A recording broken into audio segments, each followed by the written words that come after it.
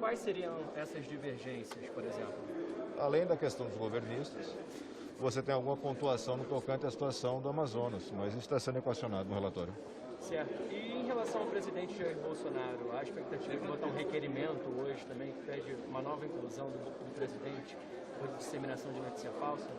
Ele já está incluso por notícia falsa no relatório, já estava, né? Você tem novos fatos.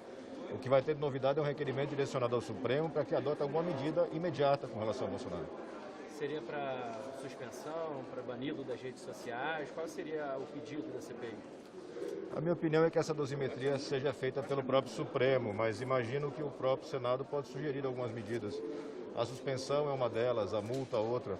É uma gradação de restrições para evitar a disseminação de notícias falsas. Senador, ontem ficou decidido na reunião que não vai ser incluído nenhum governador, incluindo o Wilson Lima, não consta no relatório final?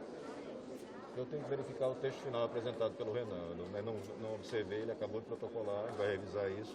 Mas a regra é que a gente não teve condições de apurar nada relativo a governadores.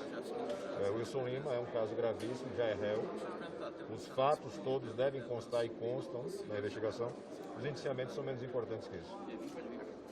Senador, em relação, o senhor também fez um relatório, o senhor sai satisfeito da CPI após esses 6 meses de trabalho? Qual a sua avaliação? A CPI prestou um grande serviço à nação, esclareceu vários fatos, ajudou na construção de soluções para os nossos problemas e renovou a presença da população na atuação parlamentar.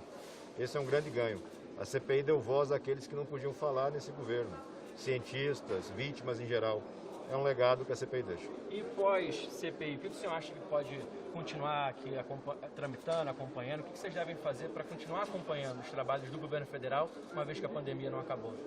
A fiscalização faz parte das atividades do parlamento, né, juntamente com a função de legislar. Eu acho que nós temos outras questões para tocar. A gente tem teto de gastos, precatórios, novo Bolsa Família, fome, gasolina a R$ 7,00. A CPI é uma parte disso, vai ser cuidada, mas a gente tem que olhar para esse outro lado. Senador, desculpa, eu não ouvi direito, mas o combinado foi não incluir nenhum governador, porque a CPI não apurou muitas questões em relação aos estados? A CPI teve restrições para atuar na questão de governadores, né? Mas exatamente como está constando no relatório do Renan, eu verei agora. Tá, mas mesmo em relação ao governador do Amazonas, porque assim, a CPI ela conseguiu apurar até de forma significativa a situação do Amazonas, apesar de não ter apurado. Nós temos dados significativos referentes a estados e municípios. E eles constam da CPI, eles constam do relatório. O ato de indiciar ou não é uma outra etapa, de menor relevância jurídica, como bem lembrou o ministro Barroso, do Supremo Tribunal Federal. O importante é constar os fatos. O senhor concorda em não incluir na lista os governadores e, enfim, estados e municípios? Nós não podemos fazer a oitiva desses governadores. Eu sou autor dos requerimentos que foram aprovados e não tiveram sequência porque o Supremo entendeu que nós não poderíamos fazer esse tipo de apuração.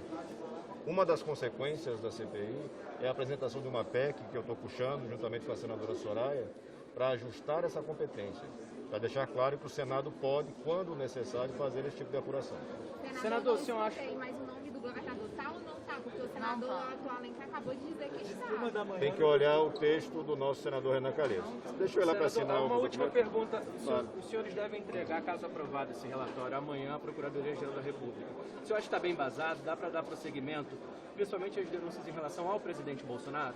Os fatos são notórios. A conduta do presidente da República confessa.